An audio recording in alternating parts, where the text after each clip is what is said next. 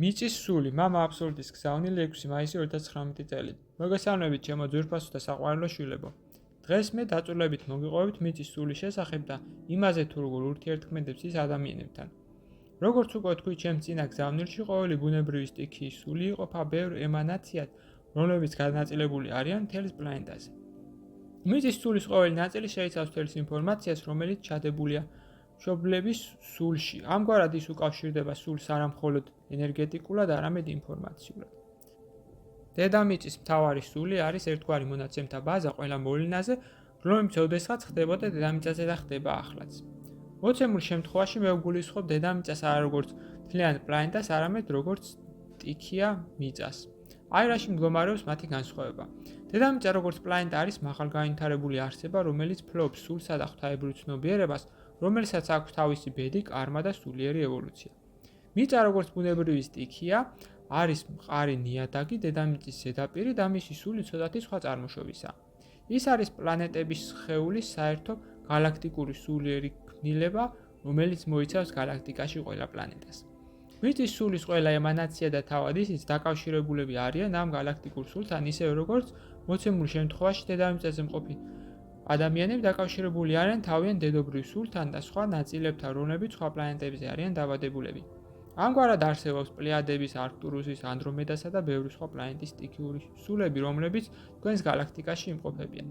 ცალკე არსებული ემანაციის მთავარ სულთან და galaktikურ სულთან ურთიერთქმედების ასეთი მექანიზმი ეხება ასევე თქვენს პლანეტაზე სხვა ბუნებრივ სტიქიებს, წყალს, ჰაერსა და ცეცხლს. ახლა კი გადავიდეთ მიწის სტიქიასა და ადამიანთან ენერგეტიკულ ურთიერთქმედებაზე. რადგანაც მიწის სტიქია და ყველა დანარჩენი ბუნებრივი სტიქია არის უფრო მაღალ ვიბრაციულ დონეზე, ვიდრე ადამიანის ამჟამინდელი ცნობიერება, ისინი მოქმედებენ და არსებობენ მკაცრად განსაზღვრული სამყაროს კანონების მიხედვით. ამგვარად, მათი ადამიანთან ურთიერთქმედების მიზეზშედეგობრივი ჯაჭვი ჩნდება ავტომატურად. ადამიანის მიერ სამყაროს კანონის ნებისმიერი დარღვევა უბრუნდება მას ბუმერანგის სახით, ბუნებრივი სტიქიის გავლით, დასჯის სახით, რაც რეალურად არის მისი დაუფიქრებელი ქმედებების შედეგი. ამგვარად, მაგალითად, მიწის ქიმიური სასუქებით მოწამვლა იწევს ადამიანის ორგანიზმისათვის მომწავლელი ნაყოფის შექმნა, ზოგჯერ კი ის საერთოდაც აღარ ამოდის. ხოლო რადგანაც გამოიფიტა დაბალი ადამიანური ნერვების გამო და აღარ შეუძლია ასეთ დაბალ ვიბრაციულ სივრცეში არსებობა, ის აწყობს ამბოხებას მიწისძვრების სახით.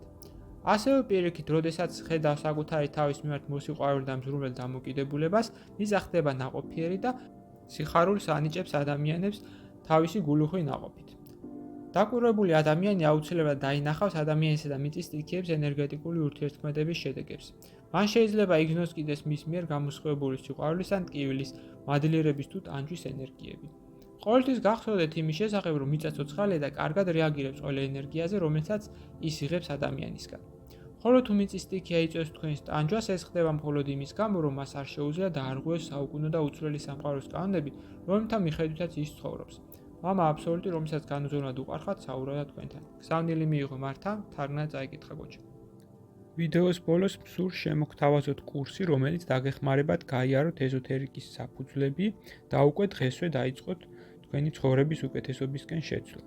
ასევე გთავაზობთ პირად კონსულტაციას, სადაც განვიხილავთ თქვენს პრობლემას, გეტყვით თქვენს სულიერ მისიას, თქვენ დადებით და უარყოფით მხარეებს და დაგეხმარებით თქვენი გასაჭირის მოგვარებაში.